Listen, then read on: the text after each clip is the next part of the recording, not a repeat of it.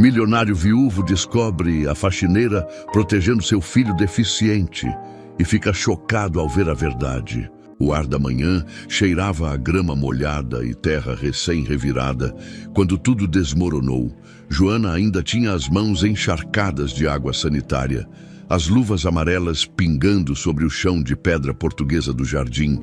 Estava terminando a limpeza da área externa quando ouviu o grito. Não era qualquer grito, era daqueles que cortam o silêncio como vidro quebrando. Não volte a tocar no meu noivo nem no filho dele. Você não é ninguém. Vanessa Albuquerque estava de vermelho, sempre de vermelho, como se o mundo precisasse vê-la de longe. Como se ela fosse uma bandeira fincada no território que considerava seu. O vestido justo marcava cada curva do corpo esguio, o salto fino afundava na grama úmida e o dedo indicador, decorado com o anel de esmeraldas que Ricardo havia dado no noivado, apontava direto para o rosto de Joana. Mas Joana não recuou. Seus olhos foram direto para o menino. Pedro estava na cadeira de rodas, travado entre a mulher gritando e a empregada que supostamente não deveria existir. 9 anos nas costas e o peso do mundo nos ombros, as mãos pequenas agarravam os apoios da cadeira com tanta força que os nós dos dedos ficaram brancos. Os lábios tremiam, tentando segurar o choro que todo mundo fingia não ver. E foi isso que fez Joana se mover. Ela deu um passo à frente, um único passo, mas firme, e colocou a mão molhada de cloro no ombro magro do menino. A outra mão, ainda enluvada, estendeu-se à frente como um escudo invisível entre Vanessa e Pedro. Eu estava só ajudando ele a descer a rampa, dona Vanessa. O chão estava escorregadio depois da chuva de ontem. A voz saiu baixa, mas sem tremer. Joana aprendeu cedo que gritar não resolvia nada quando você não tinha poder. O que resolvia era não baixar os olhos, era se manter de pé mesmo quando tudo dentro de você pedia para correr. Vanessa deu uma risada seca, daquelas que não tem graça nenhuma, ajudando. Ela se aproximou mais e Joana conseguiu sentir o perfume caro misturado com algo amargo que ela não soube identificar. Raiva, talvez, ou desprezo. Você é paga para limpar o chão, não para brincar de mãezinha substituta. As palavras caíram como tapas. Vanessa. A voz veio de trás, grave e cansada. Ricardo Azevedo estava parado na varanda, apoiado na coluna de madeira, como se precisasse dela para não cair.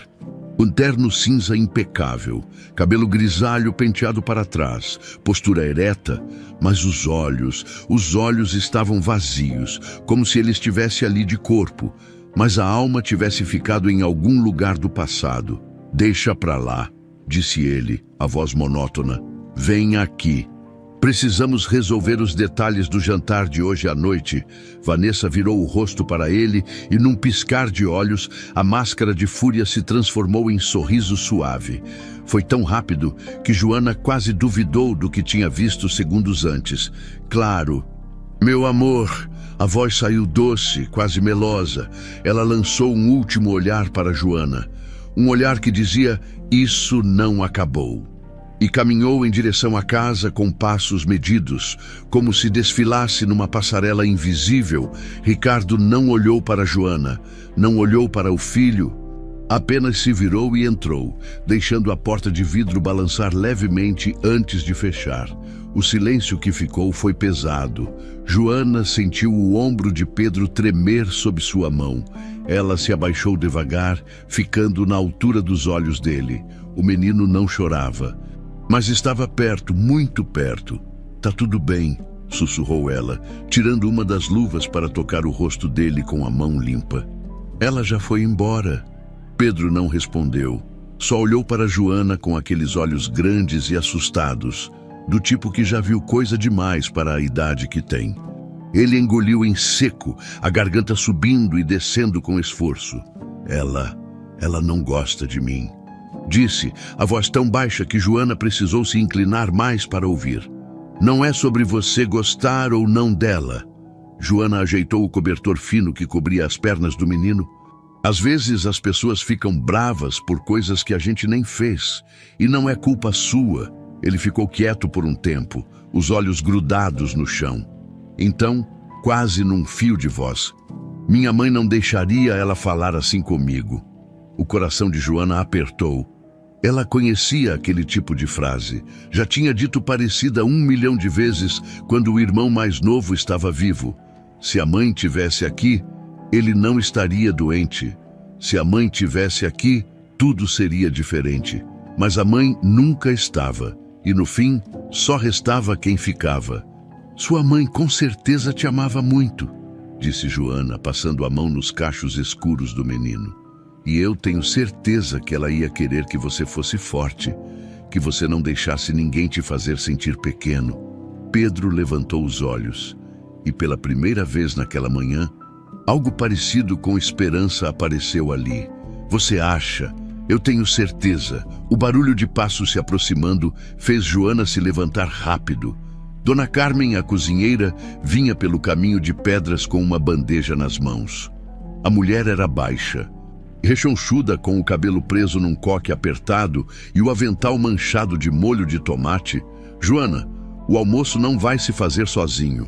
E o senhor Ricardo pediu para você limpar a biblioteca antes das 2. A voz de Carmen era firme, mas havia algo nos olhos dela. Um lampejo rápido de solidariedade, talvez, ou pena. Joana não tinha certeza. "Já vou, Dona Carmen." Ela deu um último aperto no ombro de Pedro e começou a se afastar, guardando as luvas no bolso do uniforme. "Joana." Ela parou e olhou para trás. Pedro estava com a mão levantada, como se quisesse dizer algo importante, mas as palavras não saíam. "Obrigado." Ele conseguiu dizer finalmente. Joana sorriu. Não era um sorriso grande, mas era verdadeiro. "De nada, Pedro."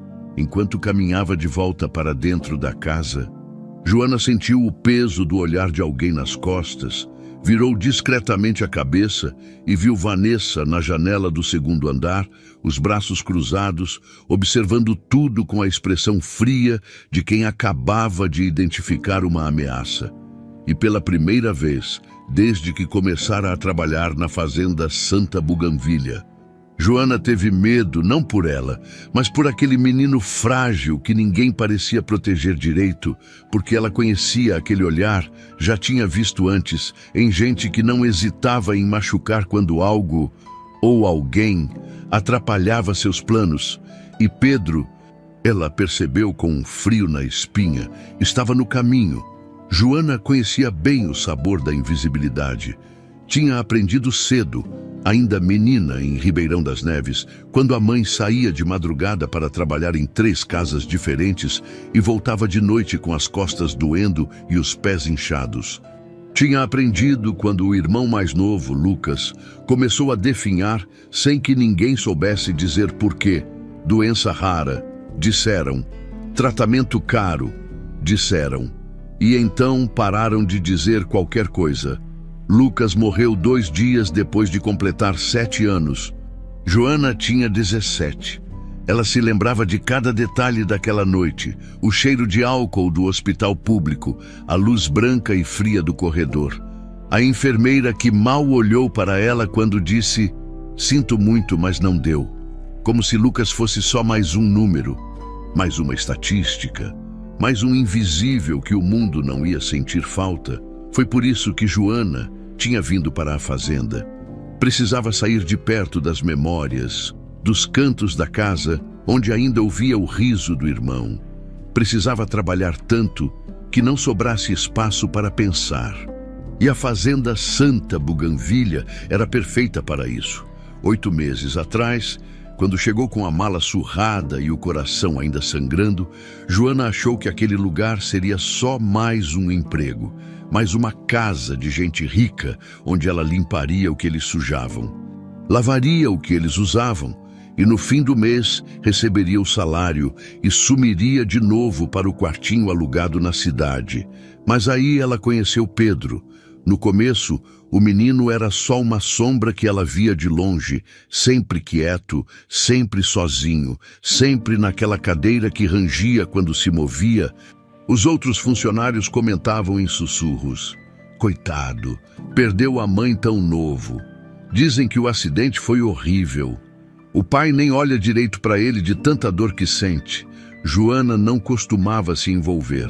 Tinha aprendido que empatia demais dói quando você não pode fazer nada. Mas algo em Pedro a puxava.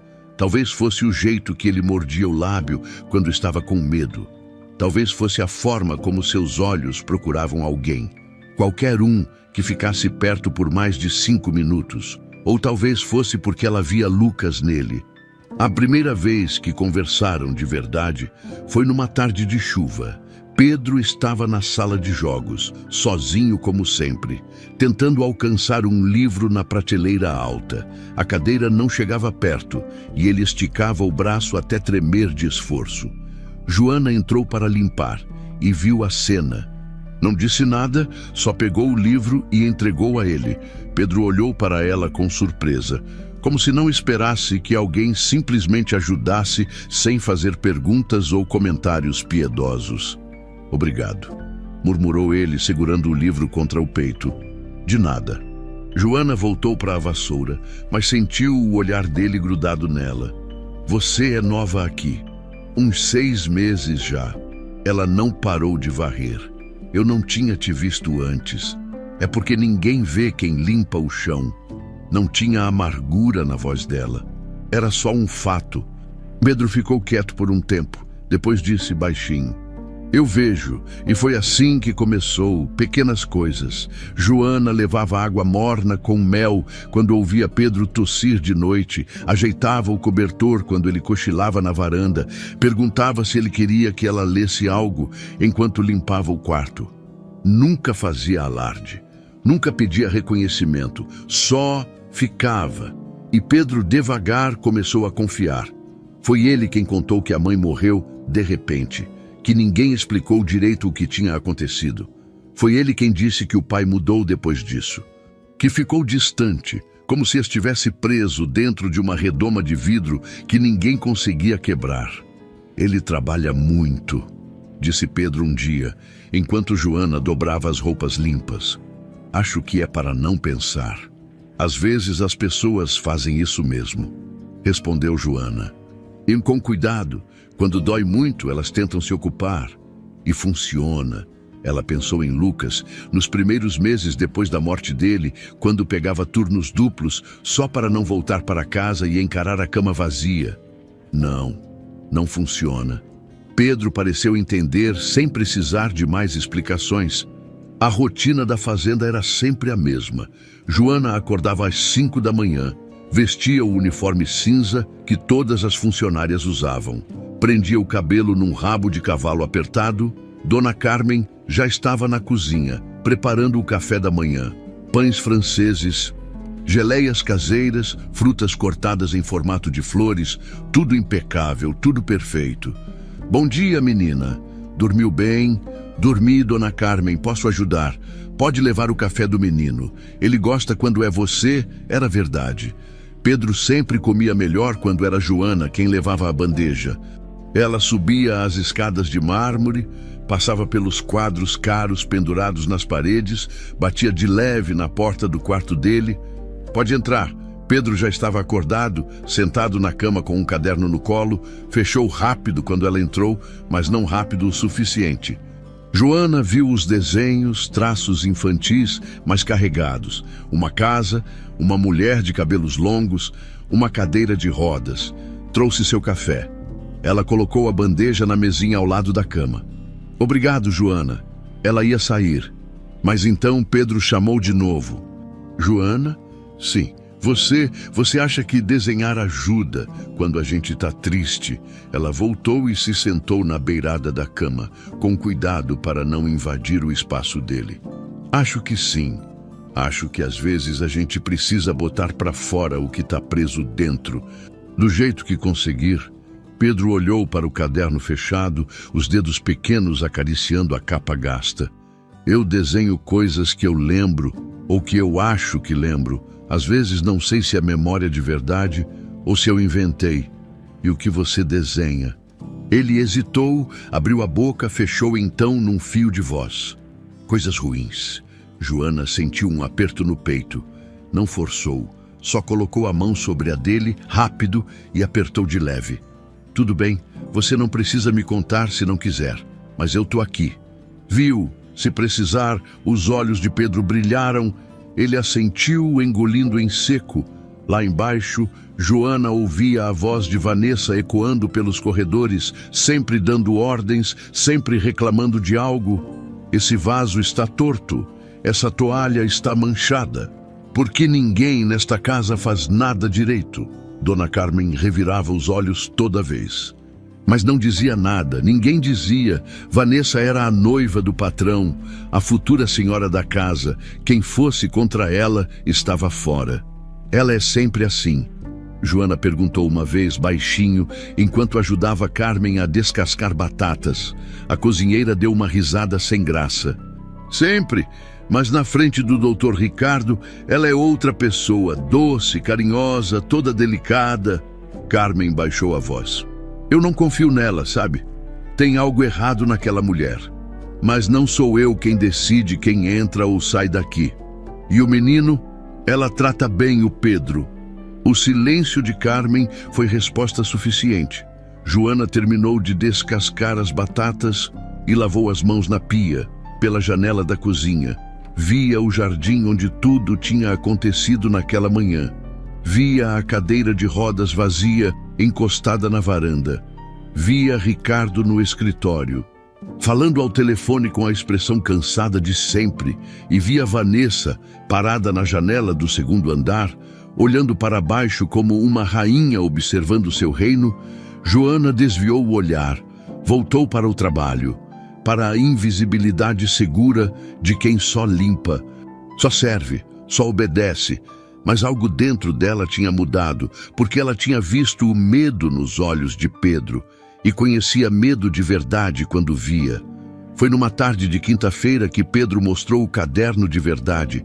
Joana estava limpando o quarto dele, passando o pano nas prateleiras cheias de livros que pareciam nunca ter sido abertos.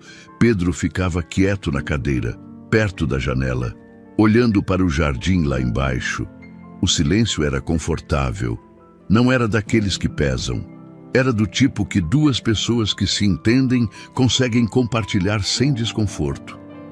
Joana, posso te mostrar uma coisa? Ela parou de limpar e virou para ele. Havia algo diferente na voz do menino, uma urgência contida, um medo misturado com necessidade. Claro, o que é? Pedro olhou para a porta, certificando-se de que estava fechada. Depois, com movimentos cuidadosos, levantou um pouco o corpo e enfiou a mão sob o assento acolchoado da cadeira de rodas. Tinha um bolso escondido ali, costurado na parte de baixo do estofamento. Ele puxou um caderno. Não era o mesmo que Joana tinha visto dias antes. Este era menor, mais gasto, com as bordas amassadas e manchas que pareciam de lágrimas antigas. Ninguém sabe disso, sussurrou Pedro, segurando o caderno contra o peito. Nem meu pai, nem ela. Joana se aproximou devagar e se ajoelhou ao lado da cadeira, ficando na altura dos olhos dele. Você não precisa me mostrar se não quiser, mas se quiser, eu prometo que não vou contar para ninguém. Pedro respirou fundo. Então, com as mãos tremendo levemente, abriu o caderno. A primeira página era um desenho simples. Uma casa, a fazenda Santa Buganvília, reconhecível pelas janelas grandes e pelo jardim na frente. Mas havia algo estranho. O céu estava preto, pintado com força, como se o lápis tivesse quase rasgado o papel. Esse é do dia que minha mãe morreu, disse Pedro, a voz mal saindo. Eu era pequeno, mas eu lembro do céu. Ficou escuro de repente, como se fosse cair uma tempestade. Joana engoliu em seco, virou a página. O próximo desenho mostrava uma mulher de cabelos longos, deitada numa cama, ao redor dela. Havia várias figuras em pé, mas sem rosto, apenas silhuetas pretas. E no canto, escrito com letra infantil e torta: Mamãe não acordou. Me disseram que foi o coração. Continuou Pedro, os olhos fixos no desenho. Que ela dormiu e não acordou mais. Mas eu lembro de gritos naquela noite, lembro de gente correndo e lembro de uma voz que eu nunca tinha ouvido antes, falando baixo com meu pai no corredor.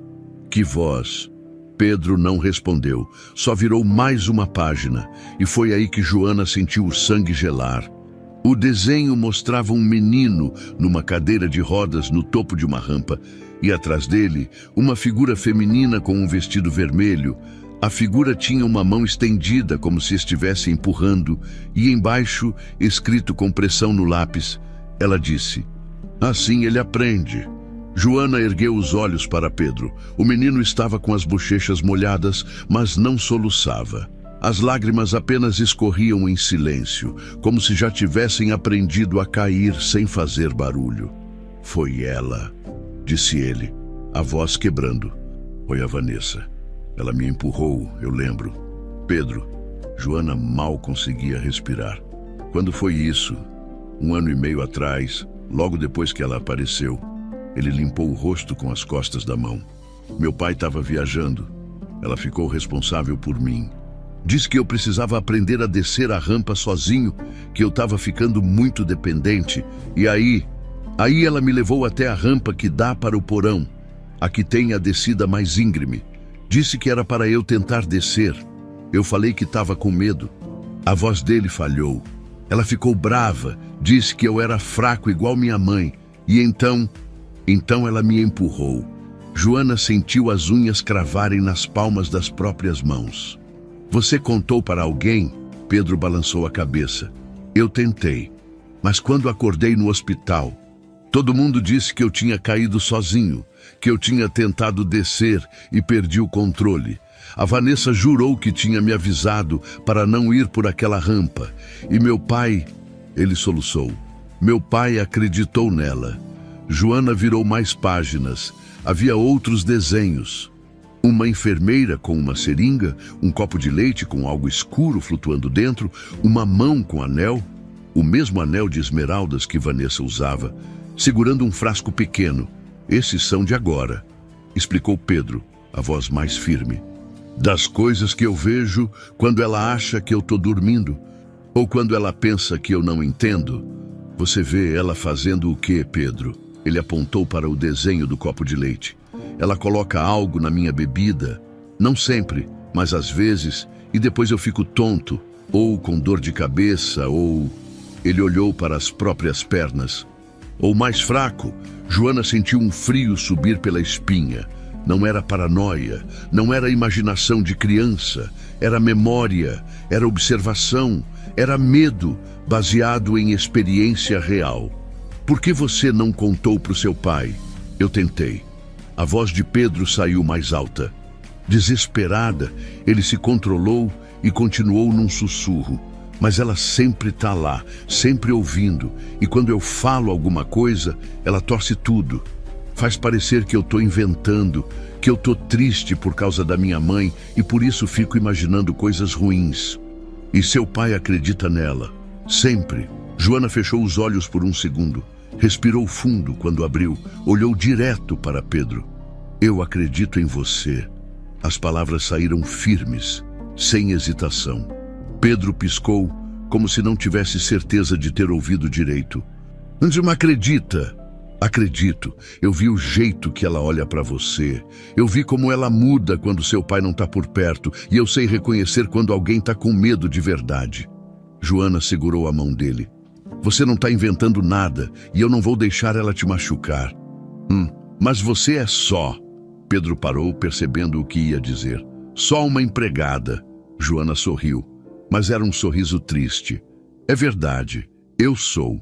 Mas às vezes quem salva não é quem tem poder, é quem se importa de verdade." Pedro apertou a mão dela de volta, como se estivesse se agarrando a uma boia no meio do oceano. "Você promete que não vai embora?" "Prometo." Eles ficaram assim por um tempo. Joana ajoelhada no chão, Pedro na cadeira, os dois segurando um segredo que ninguém mais acreditava.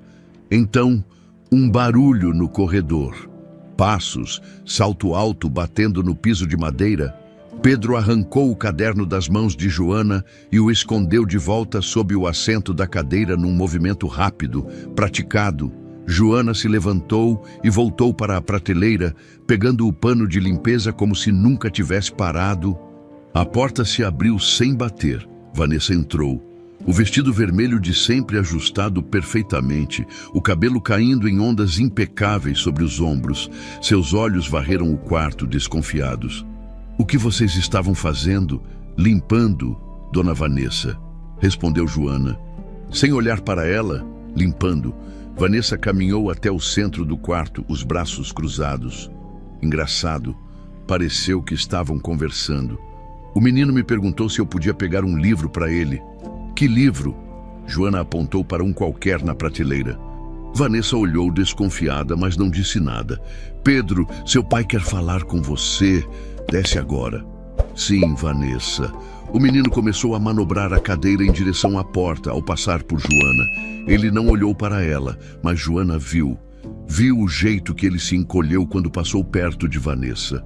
Viu o tremor nas mãos ao segurar o controle da cadeira. E viu, com absoluta clareza, o terror nos olhos dele. Vanessa ficou parada no quarto mesmo depois de Pedro sair, observando Joana, medindo, calculando. "Você é nova aqui, não é? 8 meses. Dona Vanessa, então deve saber como as coisas funcionam." Ela deu um passo mais perto. "Funcionários não se envolvem com a família. Funcionários fazem seu trabalho, recebem no fim do mês e vão embora, simples assim." Joana continuou limpando, mas sentiu cada palavra como uma ameaça velada. "Eu entendo, Dona Vanessa." "Ótimo." Vanessa virou para sair, mas parou na porta. "E Joana, se eu descobrir que você anda colocando ideias na cabeça do menino, você vai se arrepender." Ela saiu, deixando o perfume caro no ar e um silêncio pesado. Joana largou o pano. Suas mãos tremiam, porque agora ela sabia, não era suposição, não era impressão. Pedro estava em perigo real, e ela era a única que acreditava nele. A mudança veio na segunda-feira seguinte. Joana chegou de manhã como sempre, mas quando foi pegar o carrinho de limpeza, Dona Carmen a parou com uma expressão de pena no rosto. "A Dona Vanessa pediu para você limpar a ala dos quartos de hóspedes hoje, mas essa não é minha área. Eu cuido da ala principal e..." "Eu sei." Carmen baixou a voz, mas ela insistiu. "Disse que precisa de alguém mais cuidadoso na ala onde o menino fica." Joana sentiu o estômago afundar. Entendeu imediatamente. Vanessa estava tirando ela de perto de Pedro. E quem vai cuidar da ala principal? A Neuza. Neuza era nova, tinha chegado há 3 semanas. Não conhecia Pedro, não conhecia ninguém. Era perfeita para os planos de Vanessa. "Entendi." Joana pegou o carrinho e foi para a ala dos hóspedes. 3 andares de quartos vazios que ninguém usava, com móveis cobertos por lençóis brancos e janelas que não eram abertas há meses. O cheiro de mofo grudava nas paredes. Ela limpou tudo, cada canto, cada superfície, trabalhou até as mãos arderem e as costas doerem. E quando terminou, ainda tinha a lavanderia, e depois a despensa, e depois a garagem. Vanessa tinha dobrado suas tarefas. No fim do dia, Joana mal conseguia ficar em pé. Desceu para a cozinha com o corpo pedindo descanso, mas a mente ainda acesa. Precisava ver Pedro, precisava ter certeza de que ele estava bem. "Carmen, você viu o menino hoje?" A cozinheira não levantou os olhos do fogão. "Vi de longe. Ele estava no quarto dele a tarde toda." "Ai, sozinho." A Neuza levou o almoço. E ele comeu. Carmen finalmente olhou para Joana. E havia preocupação genuína ali. "Não sei, minha filha, não sei." Joana subiu as escadas naquela noite, mesmo sabendo que não deveria. Passou pelo corredor silencioso. Os quadros nas paredes parecendo observá-la com desaprovação, parou em frente à porta do quarto de Pedro, bateu de leve, nada, bateu de novo. "Pedro, sou eu." A voz que veio de dentro era fraca. "Joana." Ela abriu a porta devagar. O quarto estava escuro. Apenas a luz do abajur ao lado da cama iluminava fracamente o espaço. Pedro estava deitado, pálido, com olheiras profundas que não estavam lá dias antes. O que aconteceu? Joana correu até ele, colocando a mão na testa do menino. Estava quente. Você está com febre? Eu não sei. Ele falava devagar, como se cada palavra custasse esforço. Eu tomei o leite no almoço e depois comecei a me sentir mal. O sangue de Joana gelou. Que leite? A Neuza trouxe. Disse que era da Vanessa, que ia me fazer bem. Você ainda tem o copo? Pedro apontou fraco para a mesinha de cabeceira. Lá estava, um copo de vidro, ainda com um resto de líquido branco no fundo. Joana pegou o copo e levou até o nariz. Cheirou. Havia algo ali, um cheiro metálico, quase imperceptível, escondido sob o aroma adocicado do leite. Não era natural. Pedro, escuta. Ela segurou a mão dele. Amanhã, não importa quem traga a sua comida. Você não come nem bebe nada sem me chamar antes, entendeu? Mas a Vanessa vai desconfiar. Não me importa. Você me promete. Ele olhou para ela. Assustado, mas assentiu. Prometo. Joana pegou o copo e saiu do quarto com ele, escondido sob o avental, desceu pelas escadas de serviço, passou pela cozinha vazia e foi até a área de serviço nos fundos. Ali, longe de olhos curiosos, despejou o resto do leite num pote de vidro pequeno que encontrou no armário. Fechou bem e escondeu no fundo da sua bolsa. Não sabia o que fazer com aquilo ainda, mas era evidência, era prova, era a primeira peça real. Os dias seguintes foram uma guerra silenciosa. Vanessa não gritava mais, não precisava. Havia formas mais sutis de tortura. Na quarta-feira, Joana foi revistada ao sair do trabalho. Vanessa estava lá, de braços cruzados, assistindo enquanto o segurança abria a bolsa de Joana e revirava tudo. É só uma precaução, disse Vanessa, a voz doce como mel envenenado. Entende?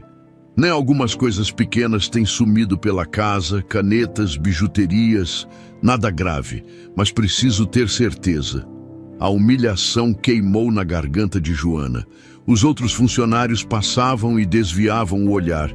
Ninguém queria se envolver. O segurança não encontrou nada. Claro, Joana tinha escondido o pote com leite na casa de Carmen dias antes, sabendo que isso ia acontecer. Pode ir, disse Vanessa decepcionada. Por hoje, na quinta, Joana chegou e descobriu que seu horário tinha mudado. Agora ela entrava às 6 da tarde e saía às 2 da madrugada. Horário que nenhum outro funcionário queria. Desculpa, menina, disse Carmen, genuinamente aflita. Eu tentei argumentar, mas ela disse que é ordem do Dr. Ricardo. Joana duvidava. Ricardo mal sabia o nome dos funcionários. Aquilo tinha o dedo de Vanessa por todo lado. Mas ela não reclamou. Só ajustou sua rotina, dormia de manhã, acordava à tarde, trabalhava pela noite. E assim, ficou ainda mais longe de Pedro. Foi na sexta-feira que as coisas pioraram. Joana estava limpando o hall de entrada quando ouviu vozes vindo do escritório de Ricardo. A porta estava entreaberta. Amor, eu não estou inventando. A voz de Vanessa, chorosa, perfeita. Aquela mulher, a Joana. Ela fica enchendo a cabeça do Pedro com histórias, dizendo que eu não gosto dele, que eu quero mal a ele. Vanessa, isso é sério. E Ricardo soava cansado. Eu juro, o Pedro mesmo me contou. Disse que ela fica perguntando se eu trato bem ele, se eu faço coisas ruins quando você não tá. Mentira, mentira descarada. Joana quis entrar ali e gritar a verdade, mas sabia que não adiantaria. A palavra de uma empregada contra a da noiva, nem em sonho. Eu vou conversar com ela, disse Ricardo. Não, amor, não precisa. Vanessa mudou o tom rapidamente. Eu não quero criar caso, só... Presta atenção, tá? Observa, porque eu tenho medo que ela queira criar problema entre nós. Sabe como tem gente que não gosta de ver os outros felizes? Joana recuou antes que a vissem. O coração batia descompassado. Vanessa estava jogando sujo agora. Estava plantando sementes de desconfiança. E o pior, estava funcionando naquela noite. Joana finalmente conseguiu ver Pedro. Esperou até ter certeza de que Vanessa tinha saído para jantar com Ricardo em Belo Horizonte. Subiu as escadas, bateu na porta. Pedro estava melhor que dias atrás, mas ainda pálido. "Eu estava com saudade", disse ele. E a voz soou tão pequena que Joana sentiu vontade de chorar. "Eu também. Desculpa não ter conseguido vir antes. Eu sei. A Vanessa tá fazendo de propósito, né?" "Tá." Não adiantava mentir. "Mas eu continuo aqui. E eu não vou desistir de você." Pedro olhou para ela, os olhos grandes e assustados. "Joana, eu encontrei uma coisa." "O quê?" Ele pegou um papel amassado debaixo do travesseiro. Era uma folha de receituário médico, rasgada, mas ainda legível. "Achei no lixo do banheiro da Vanessa. Ela deve ter esquecido de jogar fora direito." Joana pegou o papel. Era uma receita em nome de Pedro, mas as dosagens estavam erradas, muito erradas. O remédio era para dormir, mas a quantidade prescrita era a tripla do recomendado para uma criança. E embaixo, uma assinatura ilegível, não era do médico da família. "Pedro, isso é importante, muito importante. O que a gente faz?" Joana dobrou o papel e guardou no bolso. "Eu vou descobrir quem assinou isso e vou provar que ela tá te machucando de propósito." "Mas e se ela descobrir que você sabe?" "Deixa ela descobrir." Joana falou com uma coragem que não sentia completamente, mas precisava que Pedro tivesse esperança. Precisava que ele aguentasse mais um pouco, porque agora ela tinha provas concretas. O leite, a receita, os desenhos. Faltava apenas uma coisa: alguém que acreditasse nela. E esse alguém, ela sabia, teria que ser Ricardo. Mesmo que ele não quisesse ouvir, mesmo que doesse, mesmo que significasse o fim do mundo perfeito que ele construiu em cima de mentiras, porque se ela não fizesse nada agora, Pedro não teria muito mais tempo. E Joana não ia falhar de novo, não como tinha falhado com Lucas. Desta vez, ela ia lutar até o fim. Joana gastou quase metade do salário do mês para mandar analisar o líquido do pote. Conhecia um laboratório pequeno em Ribeirão das Neves, de um técnico que tinha ajudado quando Lucas estava doente. Ele não fez perguntas, só pediu 3 dias. Foram os 3 dias mais longos da vida dela. Durante esse tempo, Joana observava tudo. Cada movimento de Vanessa, cada refeição de Pedro, cada mudança na rotina da casa, e encontrou mais coisas na terça-feira, enquanto limpava o escritório de Ricardo, quando ele tinha viajado para Belo Horizonte. Joana vasculhou a lixeira, no fundo, embaixo de papéis amassados de trabalho. Encontrou um envelope rasgado. Era de uma clínica em Lagoa Santa, da Renata Carvalho, médica particular. Dentro, um recibo de consulta em nome de Pedro, mas datado de um dia em que ela tinha certeza que Pedro não tinha saído da fazenda. Joana tirou foto com o celular velho e guardou o envelope no fundo da bolsa. Na quarta, enquanto recolhia as toalhas para lavar, encontrou algo estranho no banheiro da suíte de Vanessa, dentro de um nécessaire de couro fino, escondido entre frascos de perfume caros. Havia um vidro pequeno sem rótulo, líquido transparente. Joana destampou e cheirou. O mesmo cheiro metálico do leite. Seu coração disparou, tirou o frasco, guardou no bolso do uniforme e colocou outro vidro vazio no lugar. Se Vanessa percebesse, saberia que estava sendo investigada, mas era um risco que precisava correr. Naquela mesma noite, Joana ouviu vozes. Estava descendo as escadas de serviço quando percebeu luz acesa no escritório. Eram quase 11 da noite. Ricardo já tinha voltado da viagem e estava no quarto. Quem estaria lá? Aproximou-se devagar. Os passos silenciosos no corredor escuro. A porta estava entreaberta e através da fresta viu Vanessa ao telefone. "Eu sei que está demorando mais do que o planejado." A voz era baixa, irritada. Mas ele é mais resistente do que eu pensava. Silêncio. Ela escutava alguém do outro lado.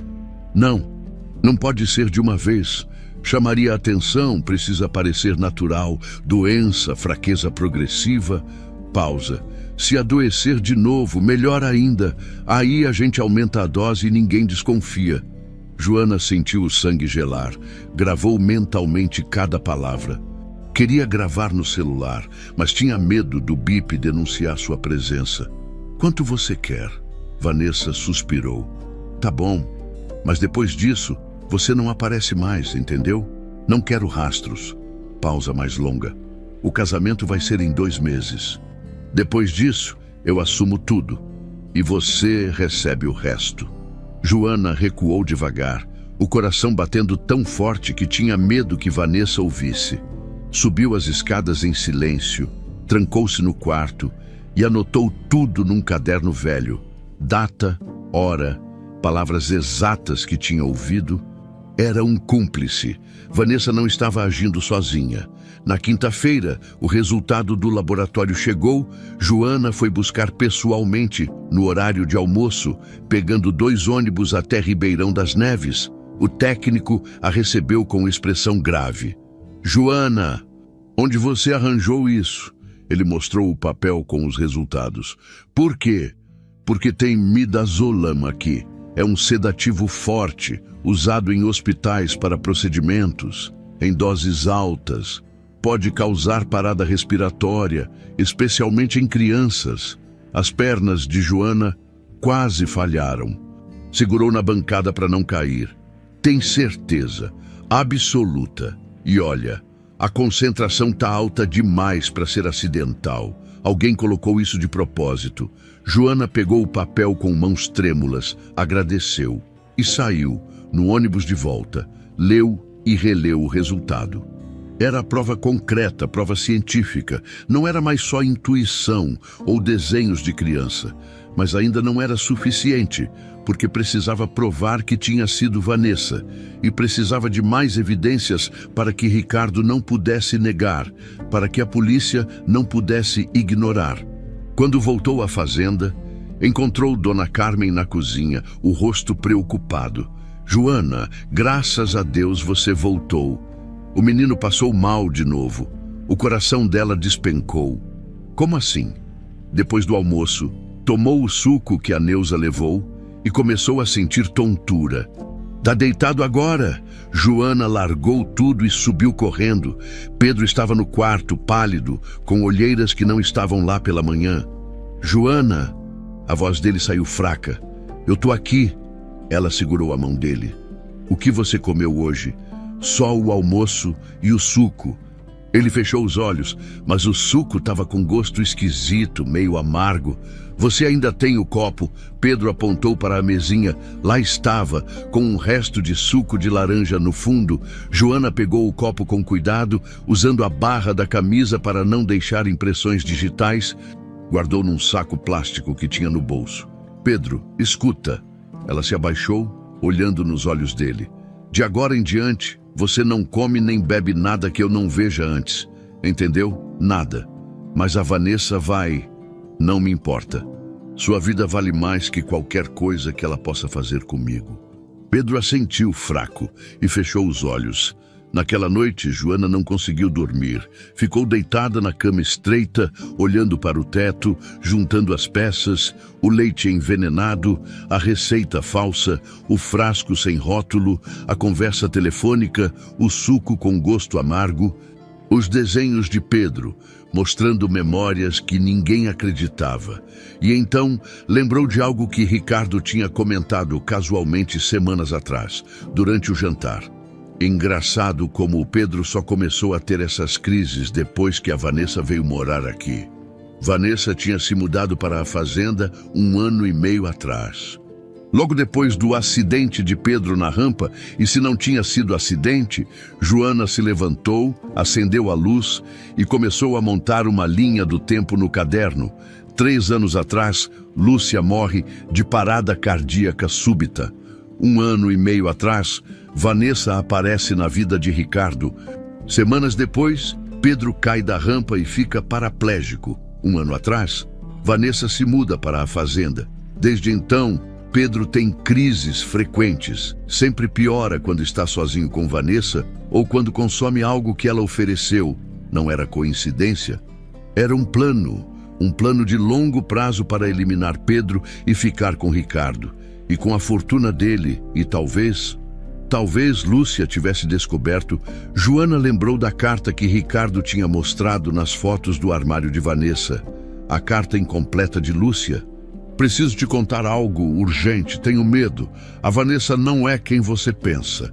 Se Lúcia tinha descoberto e se tinha tentado avisar Ricardo, Vanessa tinha razão para eliminá-la também.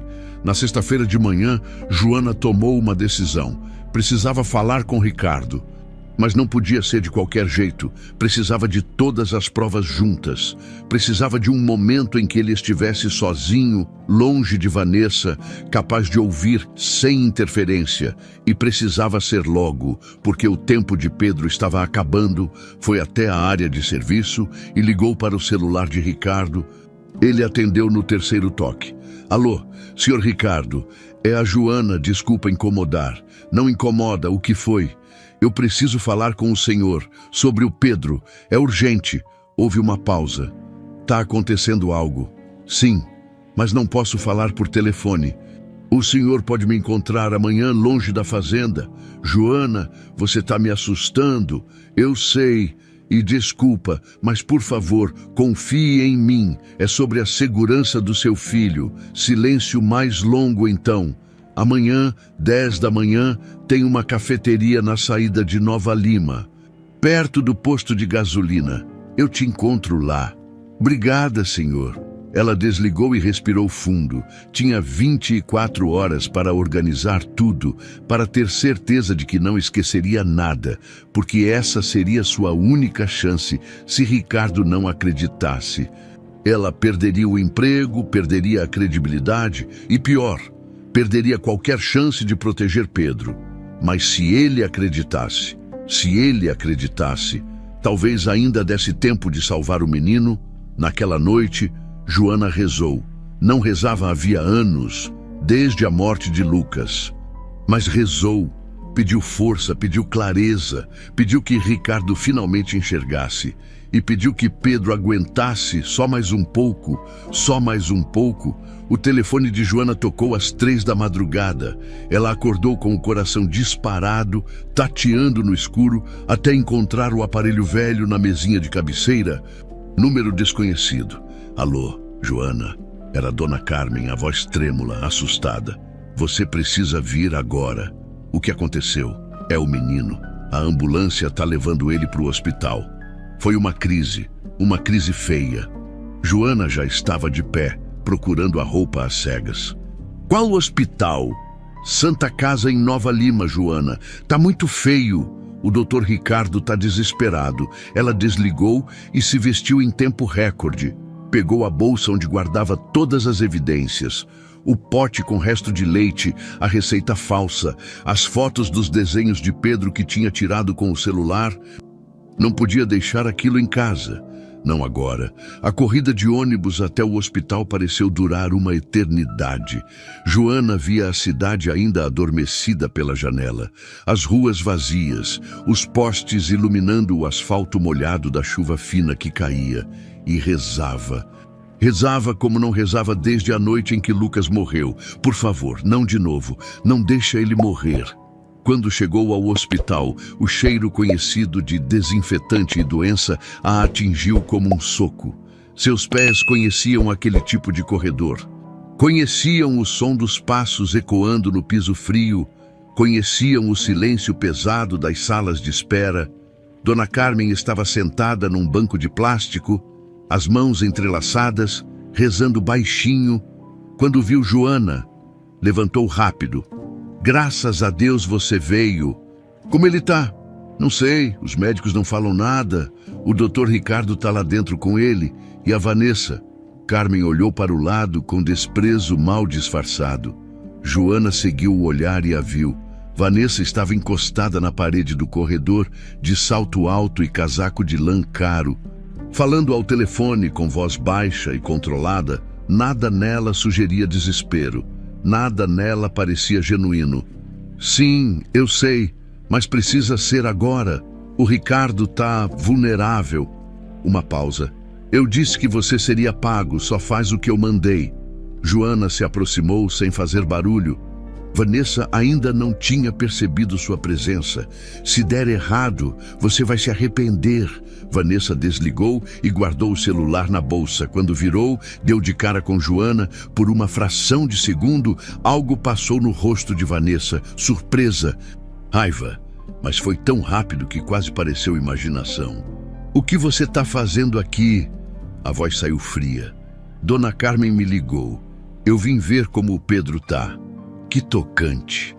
Vanessa cruzou os braços. Mas acho que funcionários não são família. Você não tem razão para estar aqui. Eu me importo com ele. Você se importa. Vanessa deu um passo mais perto, baixando a voz para que só Joana ouvisse. Ou você quer aparecer, quer chamar atenção, fazer cara de boazinha para quem sabe conseguir alguma coisa? Joana respirou fundo. Não podia perder a calma, não agora. Eu só quero saber se ele tá bem. Ele não tá. A voz de Vanessa era veneno puro. Ele tá muito mal. E sabe por quê? Porque é uma criança fraca, problemática. Desde que a mãe morreu, só dá trabalho. E agora, ela não terminou a frase, não precisava. A insinuação estava clara. Naquele momento, a porta do quarto se abriu. Um médico saiu, tirando a máscara cirúrgica, a expressão grave.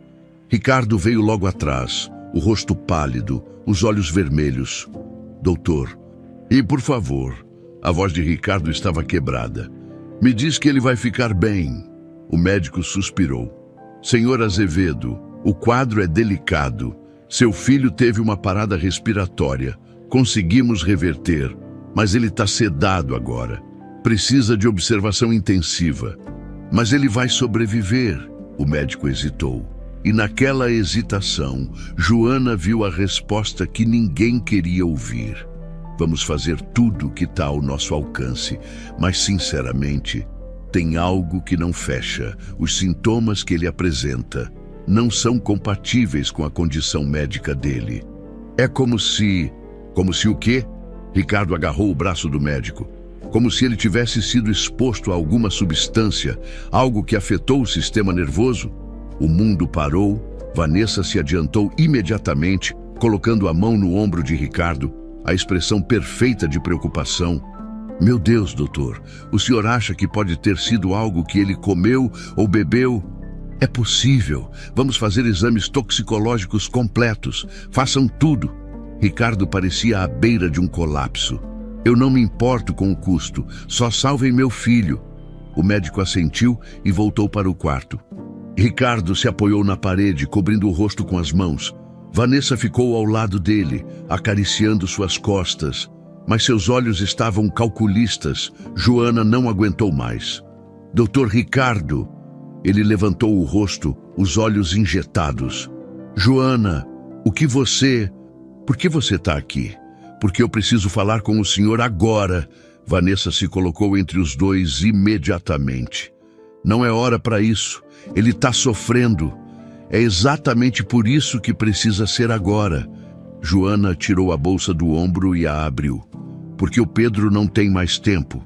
Do que você está falando? Ricardo franziu a testa. Joana puxou o pote com o resto de leite. Isso aqui é do leite que deram para o Pedro dias atrás. Tem um cheiro estranho, metálico. Não é normal. Vanessa deu uma risada sem graça. Você está brincando, né? Guardou leite velho e agora quer. Isso. Joana ignorou Vanessa e mostrou a receita rasgada. É uma receita em nome do Pedro, com dosagem tripla de sedativo, assinada por um médico que não é o dele. Ricardo pegou o papel com mãos trêmulas. Leu, releu. Onde você conseguiu isso? No lixo do banheiro da Vanessa? Mentira! Vanessa gritou, perdendo a compostura. Ela está inventando. Ela quer me prejudicar porque tem ciúmes, porque quer o seu dinheiro, porque... E tem mais. Joana puxou o celular e mostrou as fotos dos desenhos de Pedro. Esses desenhos o Pedro fez, mostrando o dia do acidente, mostrando a pessoa que empurrou ele. Ricardo olhou para a tela e viu. Viu o vestido vermelho, viu o anel, viu a mão empurrando. Seu rosto perdeu toda a cor. Vanessa. A voz saiu rouca. O que é isso? É mentira! Vanessa estava desesperada agora. Ela manipulou o menino, ela botou essas ideias na cabeça dele. Você não vai acreditar numa empregada qualquer contra mim, vai. Ela também estava no telefone agora há pouco. Joana não parou. Falando com alguém, dizendo que você está vulnerável, que precisa ser feito agora. Ricardo virou para Vanessa e pela primeira vez havia dúvida em seus olhos. Isso é verdade. Claro que não. Eu estava falando com minha mãe. Vanessa tentou pegar o braço dele, mas ele recuou. Me mostra o celular. O quê? O celular, Vanessa, me mostra. O silêncio foi ensurdecedor. Vanessa olhou para Ricardo, para Joana, para Carmen, que observava tudo de longe. Calculou, pesou as opções e então fez o que qualquer pessoa encurralada faria. Atacou. Você está me acusando, depois de tudo que eu fiz por você, por essa família. Ela chorou. Lágrimas perfeitas escorrendo pelo rosto impecável. Eu larguei minha vida para te ajudar com aquele menino problemático. E agora você acredita numa empregada que claramente tem problemas mentais. Mas Ricardo não estava olhando para ela. Estava olhando para a receita, para as fotos, para o pote de leite. Eu quero que você vá embora. O quê? Vai embora, Vanessa. Agora. Ricardo, você não pode. Vai embora. O grito ecoou pelo corredor. Enfermeiras pararam, pacientes olharam. Vanessa ficou paralisada, a máscara finalmente caindo. E então ela sorriu. Um sorriso frio, perigoso. Você vai se arrepender disso. Ela pegou a bolsa, ajeitou o cabelo e saiu pelo corredor com passos firmes. Deixando o perfume caro e uma ameaça no ar, Ricardo desabou no banco. Joana se sentou ao lado, sem dizer nada. Depois de um longo silêncio, ele sussurrou. Eu quase perdi meu filho por cegueira, por orgulho. Ainda dá tempo, disse Joana. Baixinho, ele ainda está vivo. Ricardo olhou para ela, os olhos cheios de lágrimas que finalmente podiam cair. Obrigado. Obrigado por não desistir dele. Joana não respondeu. Só ficou ali, porque era isso que se fazia. Você ficava, mesmo quando o mundo desmoronava, mesmo quando doía, mesmo quando ninguém acreditava. Você ficava. As próximas horas foram um borrão de médicos, enfermeiras e exames. Joana ficou na sala de espera com Dona Carmen, enquanto Ricardo permanecia ao lado de Pedro. O menino ainda estava sedado. Conectado a fios e máquinas que apitavam em intervalos regulares, cada som era um lembrete de que ele estava vivo. Por pouco, o resultado do exame toxicológico chegou ao amanhecer. O médico chamou Ricardo para uma sala reservada. Joana não foi convidada, mas viu pela janela de vidro, viu o médico mostrando papéis, viu Ricardo levar a mão à boca, os ombros curvando sob o peso da verdade, viu o momento exato em que um pai percebe que quase entregou o filho nas mãos de um monstro. Quando Ricardo saiu, estava destroçado, tinha sedativo no sangue dele, a voz saiu rouca, como se cada palavra rasgasse a garganta. Em quantidade suficiente para causar parada respiratória se tivesse chegado 15 minutos mais tarde. Ele não terminou. Não precisava. Joana respirou fundo, tentando conter a onda de alívio e raiva que subia ao mesmo tempo. O senhor acredita em mim agora, Ricardo. Olhou para ela e havia vergonha nos olhos dele. Vergonha e culpa. Eu deveria ter acreditado antes, muito antes. Ele passou a mão pelo rosto cansado. Meu filho tentou me dizer, você tentou me dizer e eu escolhi não ver. O importante é que agora o senhor vê. Eu preciso das provas. Ricardo endireitou os ombros, a voz ficando mais firme. Tudo que você tem, o leite, a receita, os desenhos. Eu vou chamar a polícia, vou acabar com isso de uma vez. Joana tirou tudo da bolsa e entregou a ele. Ricardo olhou cada item com uma mistura de horror e determinação crescente. Tem mais uma coisa, disse Joana hesitante. O senhor tem alguma gaveta ou armário que a Vanessa mantém trancado? Algo que ela não deixa ninguém mexer. Ricardo franziu a testa. Tem um armário no closet dela, sempre trancado. Ela disse que era só para coisas pessoais, documentos importantes. Por quê? Porque pessoas que escondem mentiras pequenas geralmente escondem mentiras grandes também. Ricardo sacou o celular e fez uma ligação rápida.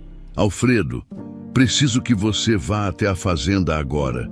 Pegue um chaveiro e abra o armário do closet da Vanessa, tira foto de tudo que tiver lá dentro e me manda.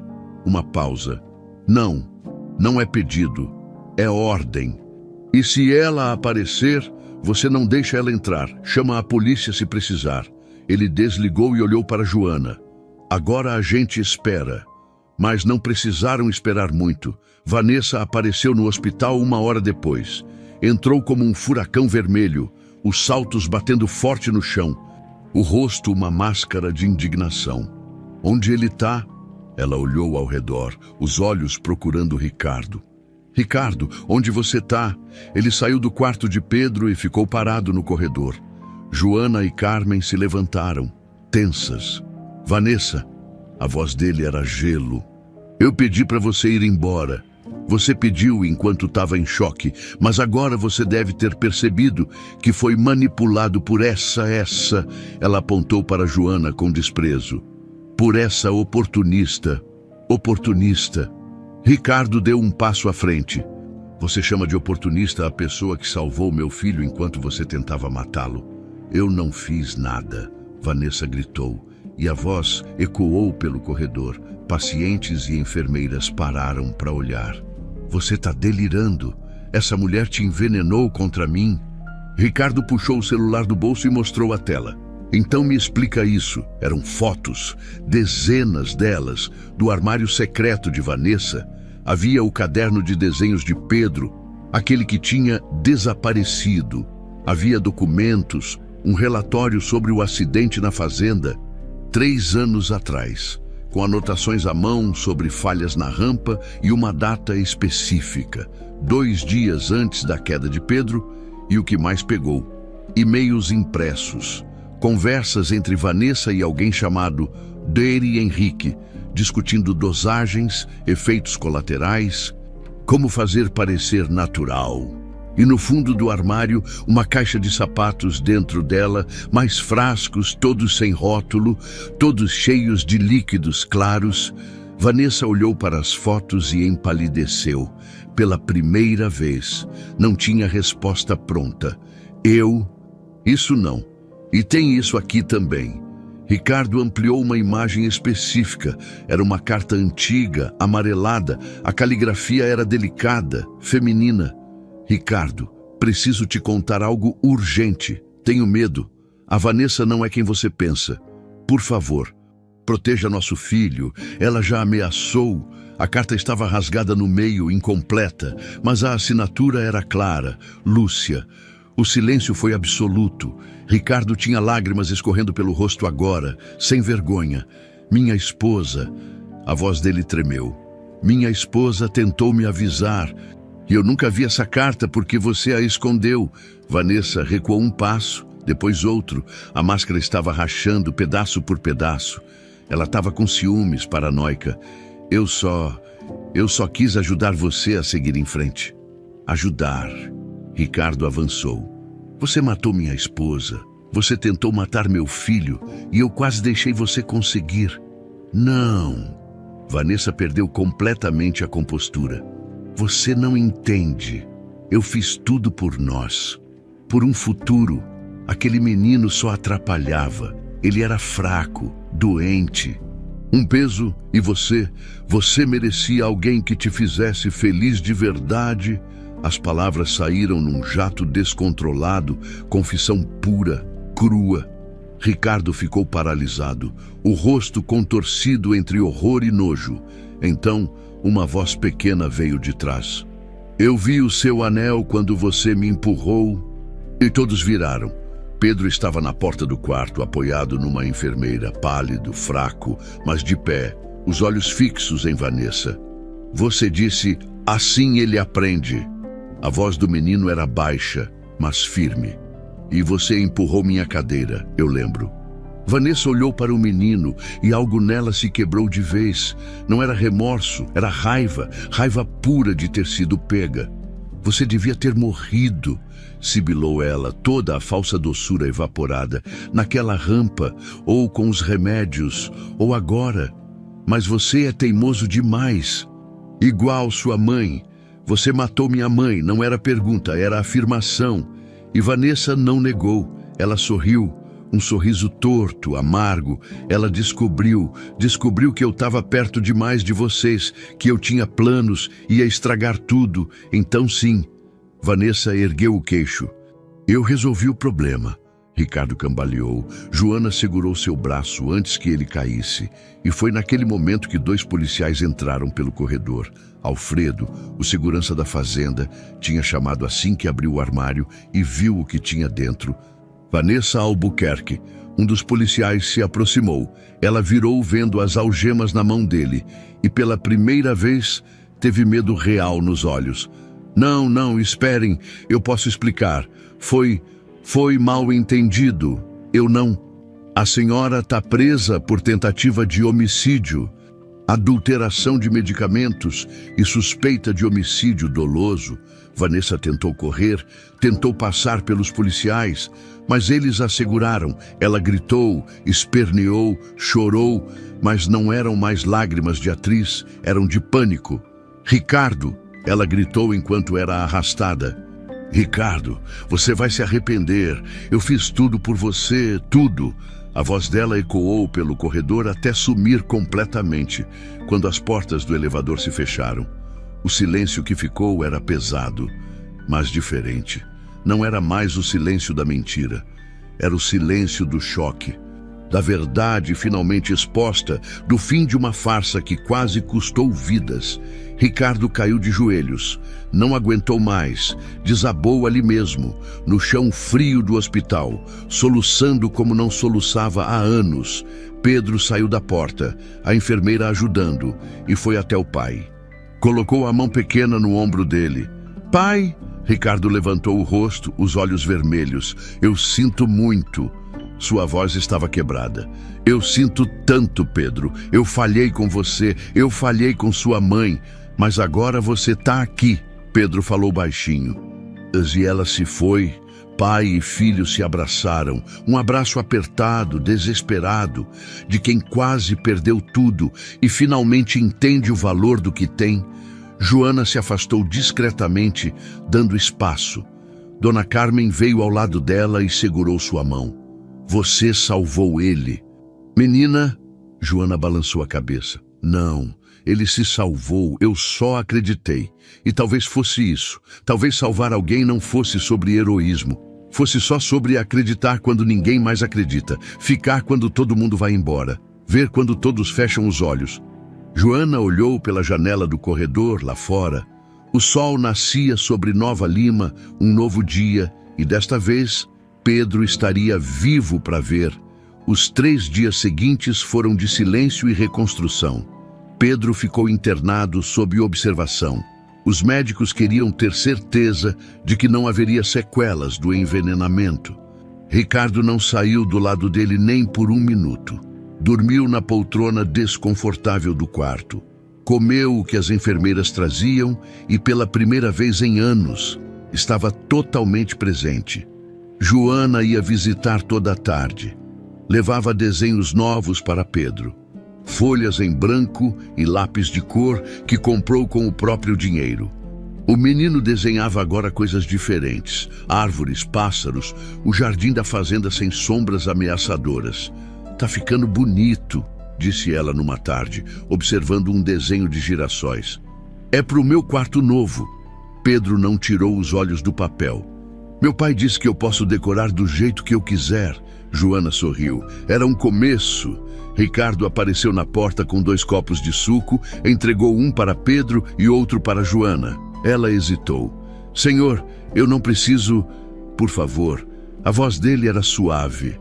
Cansada, mas suave. Aceita. Ela pegou o copo. Os três ficaram ali, num silêncio confortável. O tipo de silêncio que não precisa ser preenchido com palavras vazias. Depois de um tempo, Pedro cochilou. Ricardo fez sinal para Joana o seguir até o corredor. Preciso te pedir desculpas de novo, começou ele. Sei que já pedi, mas não é suficiente, nunca vai ser. O senhor não precisa. Preciso. Ele a interrompeu. Você arriscou seu emprego, sua segurança, sua reputação, por um menino que nem era sua responsabilidade. E eu duvidei de você, deixei que Vanessa te humilhasse, te afastei do meu filho quando era justamente você quem ele precisava. Joana olhou para os próprios pés. As palavras eram sinceras, ela sentia, mas ainda doíam. Eu só fiz o que qualquer pessoa deveria fazer. Mas ninguém mais fez. Ricardo encostou na parede, o peso do mundo nos ombros. Todos na fazenda viam, Dona Carmen via, os outros funcionários viam.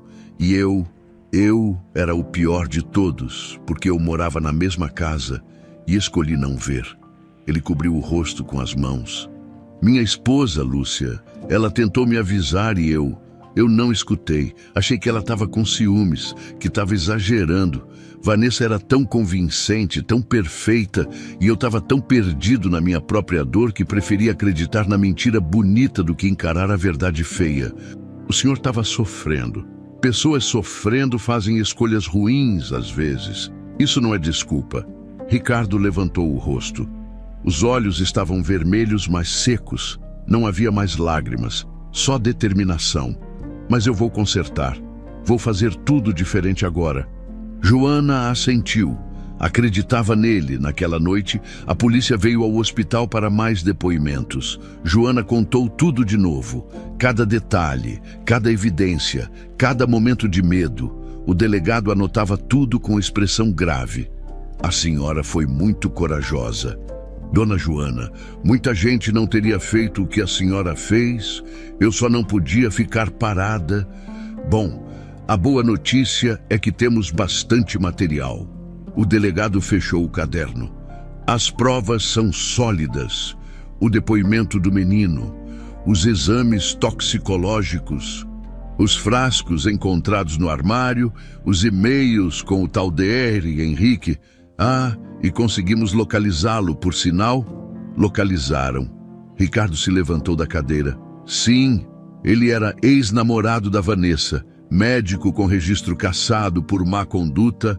Ela o convenceu a fornecer os remédios e as receitas falsas. Ele já está preso também e confessou tudo. Ricardo fechou os olhos, absorvendo a informação. E sobre minha esposa, sobre a Lúcia, vocês vão investigar. O delegado assentiu. Sério. Já reabrimos o caso. Oficialmente, ela morreu de parada cardíaca. Mas considerando tudo que descobrimos, há fortes indícios de que foi envenenamento também.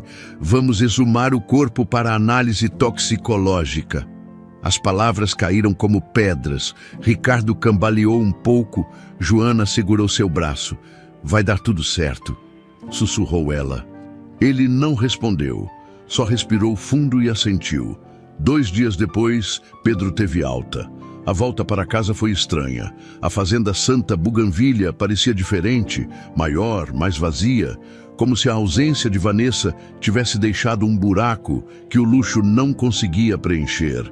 Dona Carmen preparou o prato preferido de Pedro, frango com quiabo e angu. O menino comeu devagar, mas comeu tudo.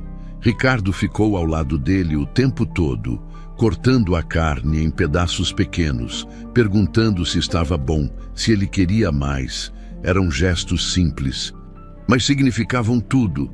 Depois do jantar, Ricardo pediu para Joana ir até o escritório. Ela entrou receosa.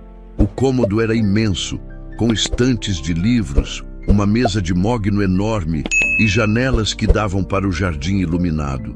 Ricardo estava de pé, olhando lá para fora. Senta, por favor. Joana se sentou na poltrona de couro, ele virou e foi direto ao ponto. Eu quero te oferecer um cargo, senhor. Não como faxineira, como cuidadora oficial do Pedro, com salário justo, registro em carteira. Tudo certinho e... Ele hesitou. E se você quiser voltar a estudar, eu pago, curso técnico, faculdade, o que você quiser. Joana ficou sem palavras. Abriu a boca, fechou, não sabia o que dizer. Eu não estou fazendo isso por pena, continuou Ricardo, nem por culpa. Estou fazendo porque você é a única pessoa que meu filho confia de verdade. E porque você merece muito mais do que eu posso oferecer, na verdade. Joana respirou fundo. Eu aceito, mas com uma condição. Qual? Que o senhor continue presente. Que não volte a se esconder no trabalho, porque o Pedro não precisa só de mim. Ele precisa do pai dele. Ricardo sorriu. Um sorriso pequeno, mas verdadeiro. Pode deixar. Eu aprendi a lição. Eles apertaram as mãos, um acordo. Mas mais que isso, um recomeço. Naquela noite, Joana foi até o quarto de Pedro para se despedir. Ele estava deitado, olhando para o teto. Não consegue dormir. Não muito. Ele virou a cabeça para ela. Fico pensando, será que minha mãe está orgulhosa de mim? Por ter sido forte? Joana sentou na beirada da cama. Tenho certeza que sim. Você foi o menino mais corajoso que eu conheci. Eu tive medo. Muito medo. Coragem não é não ter medo. É ter medo e fazer o que precisa ser feito mesmo assim. E você fez isso. Você me mostrou os desenhos. Você disse a verdade quando ninguém acreditava. Você ficou vivo. E sua mãe... Joana sorriu. Sua mãe com certeza está olhando para você agora e sorrindo. Pedro sorriu também. Um sorriso frágil, mas esperançoso. E você vai ficar. Não vou embora. Prometo, para sempre. Joana riu baixinho. Pelo tempo que você precisar de mim. Pedro se aconchegou no travesseiro, os olhos finalmente pesando. Boa noite, Joana. Boa noite, Pedro. Ela apagou a luz e saiu, fechando a porta devagar, no corredor. Encontrou Ricardo. Ele também estava saindo do próprio quarto, provavelmente para checar o filho uma última vez, antes de dormir. Ele está bem? Perguntou Ricardo. Tá, só cansado. Eles ficaram parados ali, no silêncio da casa grande. Lá fora, o vento balançava as árvores do jardim. Dentro, pela primeira vez em anos, havia paz. Obrigado, disse Ricardo de novo. Para de agradecer. Joana sorriu. A gente é uma equipe agora. Equipe. Ele repetiu a palavra como se estivesse experimentando o gosto dela. Gostei disso. E pela primeira vez, a fazenda Santa Buganvília não parecia um mausoléu de dor e luxo. Parecia quase um lar. Ainda havia muito a reconstruir, muitas feridas a cicatrizar, muitas perguntas sem resposta sobre Lúcia, sobre o passado, sobre como seguir em frente. Mas pela primeira vez, eles tinham tempo e tinham uns aos outros. 3 meses depois, a fazenda Santa Buganvília tinha outra cara. Não eram mudanças físicas. O casarão continuava imponente, o jardim continuava impecável, mas havia algo diferente no ar. Algo mais leve, como se a casa finalmente pudesse respirar. O julgamento de Vanessa tinha sido rápido, com tantas provas, tantos testemunhos. Não houve muito o que discutir. Tentativa de homicídio de Pedro, homicídio doloso de Lúcia. Confirmado pela exumação e análise toxicológica que encontrou altos níveis do mesmo sedativo no corpo dela. Associação criminosa com o Dr. Henrique. Falsificação de documentos. A sentença foi pesada. 23 anos de prisão. Joana não foi ao julgamento. Não quis ver Vanessa de novo. Mas Ricardo foi. Disse que precisava olhar nos olhos dela uma última vez. Quando voltou, estava pálido, mas de certa forma aliviado. Ela não pediu desculpas, contou ele para Joana naquela noite. Nem uma vez. Só ficou me encarando com aquele olhar frio, como se eu fosse o culpado por ela ter sido pega. Gente assim não sente remorso. Joana estava preparando chá na cozinha. Eles só sentem raiva por não terem conseguido o que queriam. Eu sei, mas ainda assim, eu precisava ver com meus próprios olhos que ela não tinha mais poder sobre mim, sobre nós, e realmente não tinha. A vida começou a se reorganizar. Joana agora tinha um quarto próprio na ala principal da casa. Não mais o quartinho apertado dos funcionários, Ricardo insistiu. Você é parte da família agora, disse ele. E embora Joana tenha resistido no começo, acabou aceitando. Era espaçoso. Claro, com janelas que davam para o jardim. Tinha uma escrivaninha onde ela estudava todas as noites. Sim, estudava. Ricardo tinha cumprido a palavra. Pagou a matrícula dela num curso técnico de enfermagem na cidade. Joana ia 3 vezes por semana. No período da tarde, Dona Carmen ficava de olho em Pedro enquanto ela estava fora, mas na maioria das vezes o próprio Ricardo é quem cuidava. E essa era a maior mudança de todas. Ricardo tinha reduzido drasticamente as viagens, delegou mais responsabilidades para gerentes de confiança, participava de reuniões por videochamada e, quando precisava viajar, levava Pedro junto. Pai e filho passavam as tardes no jardim, Ricardo empurrando a cadeira de rodas por entre as árvores enquanto conversavam sobre tudo e nada. Meu pai me contou sobre como conheceu minha mãe, disse Pedro uma tarde.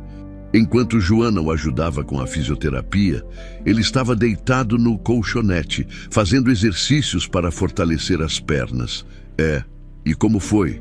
Num café em Belo Horizonte, ela tinha derrubado o livro que estava lendo, e ele pegou para ela. Pedro sorriu. Aquele sorriso que agora vinha mais fácil. Ele disse que ela era a pessoa mais bonita que ele já tinha visto. Mas não só por fora, por dentro também. Sua mãe devia ser uma mulher incrível. Era. A voz de Pedro ficou mais baixa. Eu ainda tenho saudade. Todo dia, e sempre vai ter. Joana ajudou ele a mudar de posição. Mas sabe o que eu acho? Que ela ia ficar muito orgulhosa de ver você agora, forte, lutando. Você acha mesmo? Tenho certeza. E Pedro realmente estava ficando mais forte. A fisioterapia estava funcionando. O médico novo, um profissional competente que Ricardo escolheu pessoalmente, sem influência de ninguém, disse que havia chance real de Pedro voltar a andar com auxílio de muletas ou andador. Não seria rápido, não seria fac, mas era possível. E Pedro estava determinado. Eu quero andar no meu aniversário, disse ele uma noite durante o jantar. Nem que seja só alguns passos, mas eu quero. Ricardo olhou para o filho, os olhos brilhando. A gente vai conseguir juntos. As refeições agora eram assim, os 3 sentados à mesa. Ricardo. Pedro e Joana, Dona Carmen servia, mas às vezes sentava também. Vocês não são patrões, dizia ela, são família. E de certa forma eram. A história tinha vazado para a imprensa, claro. Empregada heróica salva criança de madrasta envenenadora. As manchetes eram sensacionalistas, exageradas. Jornalistas tentaram entrevistar Joana várias vezes. Ela recusou todas. Eu não fiz nada de extraordinário, disse ela para Ricardo quando ele perguntou se ela queria falar com a imprensa. Eu só fiz o que era certo. Exatamente por isso que é extraordinário. Ricardo sorriu. Porque tão pouca gente faz. Mas a repercussão trouxe coisas boas também. Outras famílias da região começaram a prestar mais atenção em quem contratavam, em quem tinha acesso às suas crianças. Hospitais implementaram protocolos mais rigorosos para identificar sinais de envenenamento em casos suspeitos. E organizações de proteção infantil começaram campanhas sobre como reconhecer abuso que vem de dentro de casa. Uma advogada ligou para Ricardo oferecendo ajuda para criar um fundo de proteção para crianças em situação de vulnerabilidade. Ele aceitou na hora, chamou o fundo de Lúcia Azevedo, Memória e Proteção. Vai ser o legado dela, disse ele para Joana. Uma forma de fazer com que a morte dela não tenha sido em vão. Pedro abraçou o pai quando soube, e pela primeira vez desde a morte da mãe. Chorou sem vergonha. Chorou de saudade, de dor, mas também de esperança. Numa manhã de sábado, Pedro pediu para ir até o quarto que era da mãe. Ricardo tinha trancado a porta depois que Lúcia morreu. Não conseguia entrar ali. Mas agora, com o filho ao lado e Joana logo atrás, ele abriu. O quarto estava intocado, a cama feita, as roupas ainda no armário, fotos nas paredes. Era como se Lúcia fosse voltar a qualquer momento. Pedro rolou a cadeira até a cômoda e pegou uma foto emoldurada. Era dele, bebê, no colo da mãe. Lúcia sorria para a câmera, os olhos cheios de amor. Ela era linda, sussurrou Pedro. Era, concordou Ricardo, a voz embargada. E você é igualzinho a ela. Eles ficaram ali por um tempo, os três, num silêncio respeitoso. Não era um silêncio triste, era um silêncio de memória. De honra depois, Pedro pediu algo que surpreendeu a todos. Pai, podemos transformar esse quarto num lugar de memória, tipo um espaço onde a gente possa vir lembrar dela, mas sem ficar preso no passado. Ricardo olhou para o filho admirado. Você tem certeza? Tenho. Acho que a mamãe ia querer que a gente vivesse de verdade, não só existisse. Ricardo abraçou o filho com força, os ombros tremendo. Joana se virou discretamente, dando privacidade a eles. Nas semanas seguintes, transformaram o quarto, mantiveram as fotos, mas adicionaram novas, de Pedro crescendo, de Ricardo sorrindo de novo, de momentos felizes recentes. Colocaram uma poltrona confortável perto da janela, com uma estante cheia dos livros preferidos de Lúcia, um lugar de memória, mas também de vida. E Pedro ia lá toda semana, sentava na cadeira, olhava as fotos e conversava com a mãe em voz baixa, contava sobre a fisioterapia, sobre os desenhos novos, sobre como o pai estava diferente. Você ia gostar da Joana, disse ele uma tarde. Joana ouvindo sem querer do corredor. Ela é forte, igual você, e não desistiu de mim quando todo mundo desistiu. Joana sentiu os olhos arderem, mas eram lágrimas boas. Numa noite, Ricardo chamou Joana para o escritório de novo. Tô pensando em fazer uma mudança, disse ele. Quero abrir a fazenda para receber crianças em situação vulnerável, tipo um projeto social, com acompanhamento psicológico, fisioterapia, atividades educativas. Joana ficou surpresa. Sério, a gente tem espaço, tem estrutura, e eu tenho recursos. Ele olhou pela janela. Quero que esse lugar seja sinônimo de proteção, não de dor. Acho uma ideia linda. E eu quero que você coordene quando terminar o curso técnico, claro. Joana arregalou os olhos. Mas eu não tenho experiência. Você tem a coisa mais importante. Empatia e coragem. O resto a gente aprende. Ela não sabia o que dizer, então só assentiu emocionada. Naquela noite, Joana escreveu uma carta para Lucas, para o irmão que tinha perdido anos atrás. Eu não consegui te salvar, e isso vai doer para sempre. Mas eu salvei alguém, e vou tentar salvar mais, não porque isso apaga a dor, mas porque é o que você ia querer. É o que a gente faz quando ama. A gente fica, a gente luta, a gente não desiste. Ela dobrou a carta e guardou. Um dia, talvez, mostraria para Pedro. Para que ele soubesse que todo herói tem uma ferida, e que é a ferida que nos ensina a cuidar. 6 meses depois, numa tarde de sábado ensolarada, aconteceu o milagre. Pedro deu seus primeiros passos. Não foram muitos, apenas 5. Apoiado nas barras paralelas da sala de fisioterapia que Ricardo tinha montado na fazenda, mas foram 5 passos de pura determinação, de luta, de recusa em desistir. Joana estava lá, Ricardo também, e Dona Carmen, que tinha largado a panela no fogo para correr e ver. Quando Pedro completou o 5º passo e se segurou na barra com as 2 mãos, tremendo de esforço, mas sorrindo, todos explodiram em aplausos. Eu consegui! Pedro gritou, os olhos brilhando. Pai, você viu? Eu consegui! Ricardo estava chorando sem vergonha, as mãos cobrindo a boca. Vi, filho, vi tudo. Você foi incrível. Joana se aproximou e abraçou Pedro com cuidado, sem tirar as mãos dele das barras. Eu sabia que você conseguiria. Foi por causa de você. Pedro olhou para ela. Você me ensinou a não desistir. Não. Joana sorriu. Você já tinha isso dentro de você. Eu só te lembrei naquela noite. Fizeram uma festa pequena. Dona Carmen preparou o bolo preferido de Pedro. Chocolate com cobertura de morango.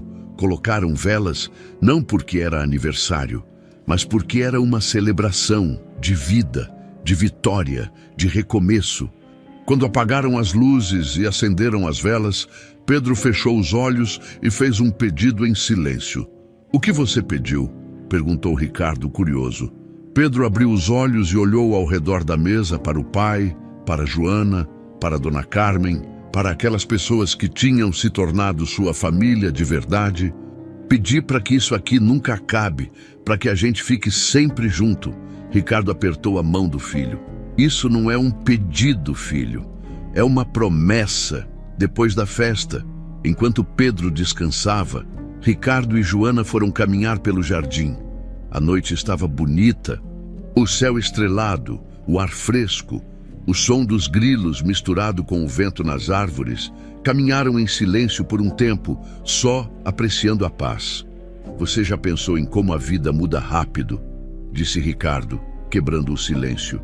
6 meses atrás, eu estava cego. E perdido, deixando meu filho morrer sem nem perceber. Mas você acordou. Joana olhou para ele. E isso é o que importa, por sua causa, não só por mim. Ela balançou a cabeça. O Pedro foi corajoso, a Dona Carmen ficou do lado da gente. E o Senhor escolheu acreditar quando seria mais fácil duvidar. Ricardo parou de andar e virou para ela. Joana, eu preciso te falar uma coisa. Ela sentiu o coração acelerar, não sabia por quê. Fala. Ele respirou fundo, como se estivesse juntando coragem. Esses meses, convivendo com você, vendo você cuidar do meu filho, vendo sua força, sua bondade, ele hesitou. Eu comecei a sentir algo que eu achei que nunca mais ia sentir depois da Lúcia. Joana ficou sem ar. Senhor Ricardo, Espera. Deixa eu terminar. Ele levantou a mão. Eu não estou dizendo isso para te pressionar, nem para criar expectativa. Eu sei que você não tem obrigação de sentir nada por mim, mas eu precisava ser honesto, porque se tem uma coisa que eu aprendi nesses últimos meses, é que mentira e silêncio matam. E eu não quero mais viver assim. Joana olhou para ele, para aquele homem que tinha sido cego, mas agora enxergava, que tinha sido distante, mas agora estava presente, que tinha sido fraco, mas agora era forte, e percebeu que ela também sentia. Não era igual ao que sentia pelo irmão, nem igual ao que sentia por Pedro, era diferente, era algo novo, assustador, mas real. Eu também sinto, sussurrou ela, mas eu tenho medo. Medo de quê? De estragar, de não ser suficiente, de... Ela olhou para as próprias mãos, calejadas de tanto trabalho, de não pertencer a esse mundo. Ricardo segurou as mãos dela com cuidado. Você pertence onde você escolhe pertencer, e esse mundo... Ele olhou ao redor, para a fazenda, para o casarão. Esse mundo não vale nada sem gente de verdade dentro dele. E você é a pessoa mais verdadeira que eu já conheci. Joana sentiu os olhos arderem. E o Pedro, como ele vai reagir? O Pedro te ama. Ricardo sorriu. Acho que ele já te vê como mãe há meses. Só não tinha coragem de dizer. Eu não quero substituir a Lúcia. Nunca.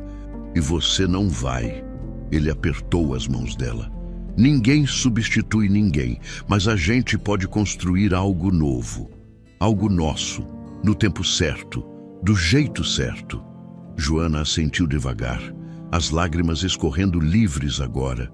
No tempo certo, eles ficaram ali, De mãos dadas, sob as estrelas, não se beijaram. Não era a hora ainda, mas era um começo honesto, construído sobre verdade, não sobre mentiras bonitas. No dia seguinte, Pedro deu a Joana um presente. Era um desenho, mas diferente de todos os outros.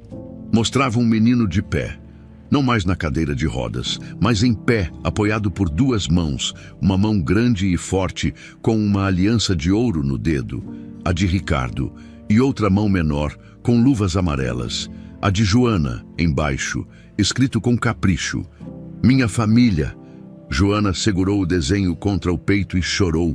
Chorou por tudo que tinha perdido, por tudo que tinha encontrado, por tudo que ainda estava por vir.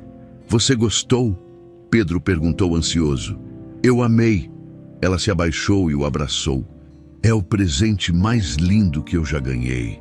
Semanas depois, a fazenda recebeu as primeiras crianças do projeto social. Eram 5, todas com histórias difíceis, algumas órfãs, outras de famílias desestruturadas, todas precisando de um lugar seguro para se reconstruir. Joana coordenava tudo, com a ajuda de uma equipe pequena, mas dedicada, psicólogos, fisioterapeutas, educadores. Ricardo tinha investido pesado, mas com critério. Queria qualidade, não quantidade, e funcionava. As crianças corriam pelo jardim, riam, desenhavam, aprendiam que nem todo adulto machucava, que nem toda casa escondia perigo, que era possível confiar de novo. Pedro se tornou uma espécie de irmão mais velho para elas. Contava sua história quando elas tinham medo.